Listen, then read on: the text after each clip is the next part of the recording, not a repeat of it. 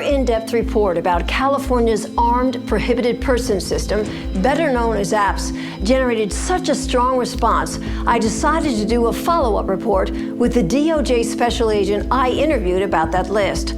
The DOJ keeps a database of some 20,000 people it claims shouldn't be allowed to own a firearm because they're a convicted felon or have been found by a court to be mentally ill. Governor Jerry Brown recently signed legislation providing $24 million to keep that program in operation. But as Special Agent Greg Cameron told me, the majority of people they targeted in these raids shouldn't have been targeted, and that they'd ever heard about the list or even knew they were on it. He called it gun confiscation under the guise of safety. Here's Agent Cameron in his own words. In these cases, we're talking about going and knocking on the door of someone that we know is in possession of a firearm and has been either convicted of a felony or found by a court to be mentally ill or both. The whole point of the operation is to make sure that our communities are safe.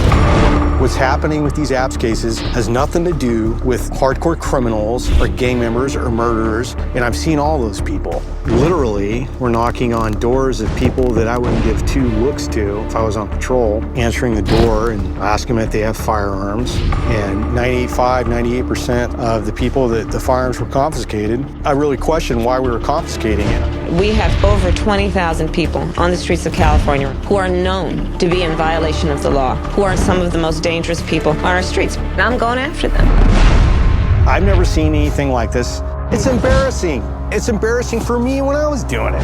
I'm not sending my agents out, just one or two of them, because that is a potentially very dangerous situation for them. So we send out at least half a dozen at any one time. We would show up with way too many agents for the circumstance, and it didn't make any sense, and there was no need for it. And yeah, the whole place would be surrounded, and absolutely, there's an intimidation factor there that makes people allow or think that they need to allow law enforcement in their house. And if we found out there were guns in the house, then we would confiscate them. I think it is overbroad, overreaching, and I think it's confiscation under the guise of safety. That's what absolutely I think it is. And I think that's really the crux of this whole issue. You need to know what you can and can't do when confronted with law enforcement, especially in your own home. I mean, that's the premise of the Fourth Amendment.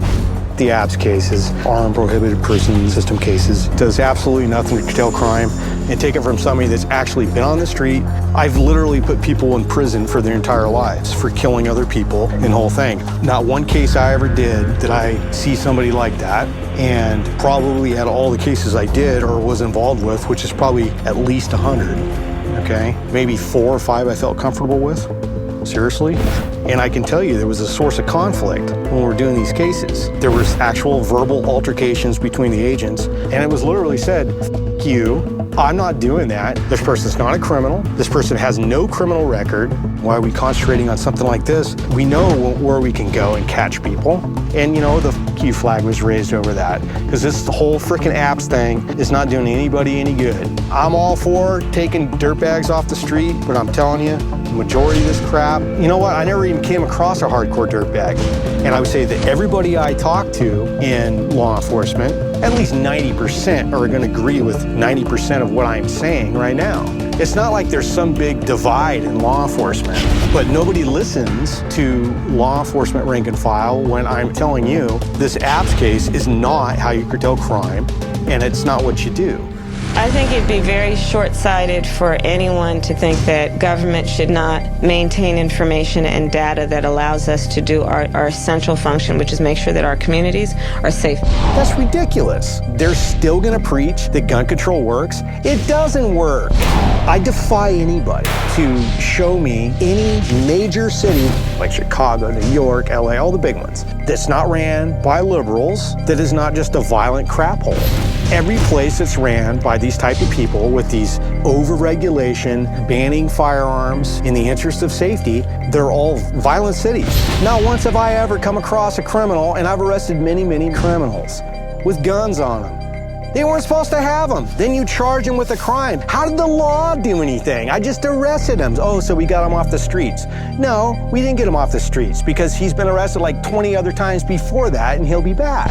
So what's the hang up with these people that are writing these laws? It makes no sense.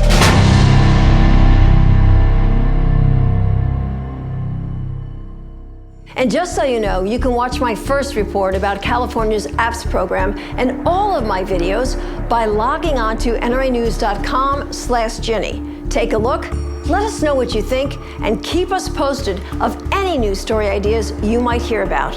On that note, thanks so much for watching. I'm Ginny Simone.